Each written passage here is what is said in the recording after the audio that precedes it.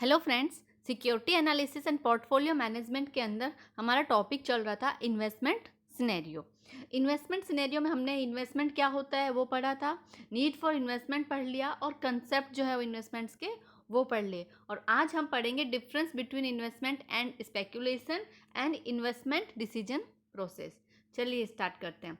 Investment and speculation दोनों ही saving है, दोनों दोनों सिमिलर ही हैं, बट कुछ डिफरेंस है इनकी फॉर्म को जो अलग करता है। जैसे प्लानिंग होरिजन मीन्स इन्वेस्टमेंट जो होता है उसमें क्या होता है कि इन्वेस्टमेंट में जो प्लानिंग होती है वो होती है लॉन्गर पीरियड के लिए। लॉन्गर प्लानिंग होती है उसके अंदर, यूजुअली एटलीस्ट 1 ईयर। जबकि स्पेकुलेशन जो होता है उसके अंदर जो होती है प्लानिंग वो वेरी शॉर्ट टाइम के लिए होती है, मे बी फ्यू डेज और फ्यू मंथ। ओके, देन आता है रिस्क डिस्पोजिशन।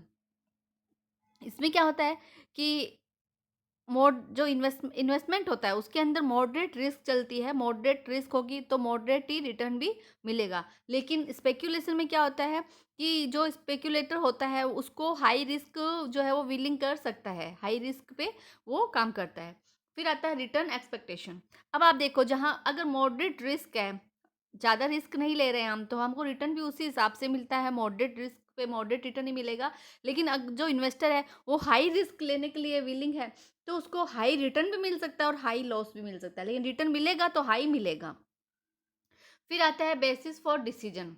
डिसीजन के बेस पे ही भी ये इनमें डिफरेंस है। जैसे इन्वेस्टमेंट है, उसमें क्या करना पड़ता है, जो भी इन्वेस्टर होता है वो इन्वेस्टमेंट करने के लिए केयरफुल एंड सिस्टमेटिक जो है वो डिसीजन लेता है, इवेल्यूएशन करता है पहले कि भाई कौन सी सिक्योरिटी मेरे को बाय करनी चाहिए, कौन सी नहीं। इस प्रकार से वो क्या करता है, इन्वेस्ट करता है।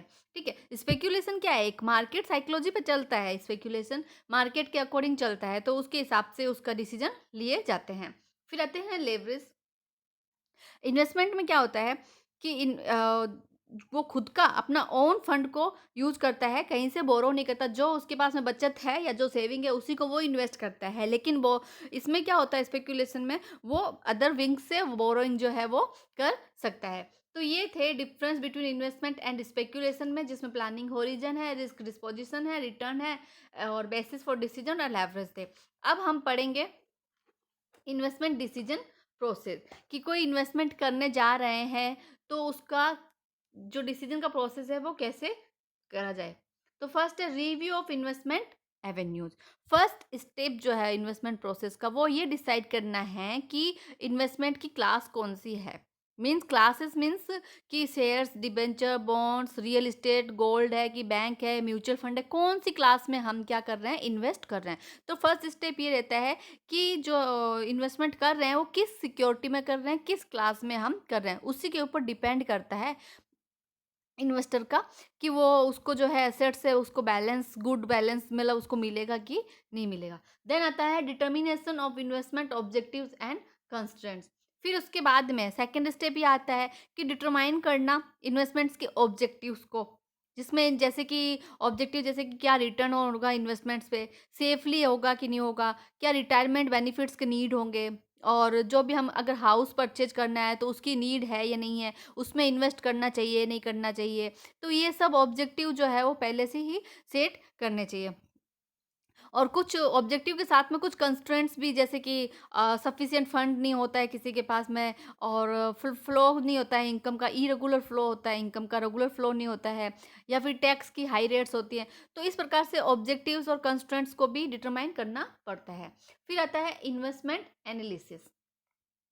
अब आपने इन्वेस्टमेंट क्लास डिसाइड कर ली, डिटरमाइन कर लिया कि भाई हाँ कि किस तरीके से मेरी इनकम चल रही है और किस तरीके से मुझे अपने ऑब्जेक्टिव को सेट करके इन्वेस्टमेंट करना है।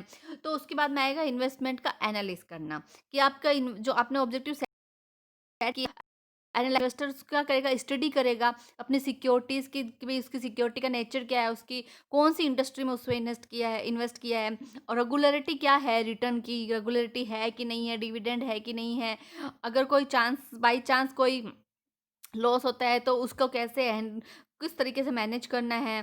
ठीक है, सिक्योरिटीज़ की प्राइस क्या है, किस टेक्निक को यूज़ करके वो जो है वो एनालिस कर सकता है, इवेल्यूएट करेगा सिक्योरिटीज़ को। तो ये आता है इन्वेस्टमेंट एनालिसिस के।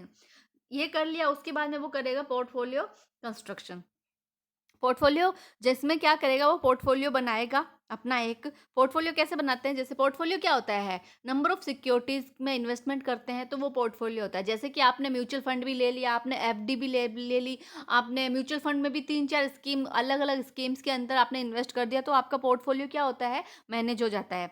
तो इस प्रकार से वो क्या करेगा, पोर्टफोलियो मैनेज करेगा, पोर्टफोलियो पोर्टफोलियो बनाएगा अपना कि मैंने हाँ यहाँ यहाँ पे इन्वेस्ट किया है, उस हिसाब से उसको रिटर्न मिलेगा। फिर आता है पोर्टफोलियो रिवीजन। आपने इसने पोर्टफोलियो बना लिया, पहले इसने इन्वेस्टमेंट डिसीजन लिए, फिर डिटरमाइन किया, फिर एनालाइज किया, फिर पोर्टफोलियो बनाया कि हाँ यहाँ यहाँ पे मैंने इन्वेस्ट किया, इन इन असेट्स में मैंने इन्वेस्ट किया है। अब रिवीजन करेगा।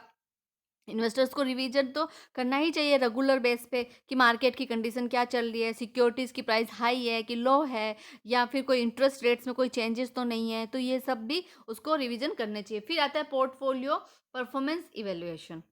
लास्ट पॉइंट है परफॉर्मेंस इवेल्यूशन। पोर्टफोलियो का रिवीजन करके आपने ये इवेल्युएट किया कि इन्वेस्टमेंट की परफॉर्मेंस क्या है, मीडियम है या फिर हायर है या लोअर है, क्या परफॉर्मेंस चल रही है, उसके हिसाब से ही वो पीरियडिकली चेक करके देखेगा कि हाँ सही जा रहा है। इट मीन्स कि आगे फ्यूचर में लॉन्ग टाइम के लिए अगर मैं रखता हूँ इसको, इस इन्वेस्टमेंट को, तो मेरे को क्या मिलेगा, हाई रिटर्न मिलेगा। और अगर उसको मॉडरेट चल रहा है तो वो सोचेगा कि नहीं मुझे इसमें कुछ प्रॉफिट नहीं हो रहा है, तो वो चेंज भी कर सकता है। इस प्रकार से वो पोर्टफोलियो परफॉर्मेंस की इवेल्यूशन करेगा। तो ये हमने पढ़ा इन्वेस्टमेंट सिनेरियो के अंदर, जिसके अंदर हमने ऑल अबाउट इन्वेस्टमेंट्स के बारे में पढ़ा। इन्वेस्टमेंट्स क्या होता है, क्यों नीड है, क्या कंसेप्ट है, क्या डिफरेंस है इन्वेस्टमेंट और स्पेक्यूलेशन में, और इन्वेस्टमेंट करने के लिए क्या क्या हमको डिसीजन लेने चाहिए, क्या प्रोसेस है उसका। तो ये सब हमने पढ़ा। आई होप कि आपको पसंद आया होगा। Thank you.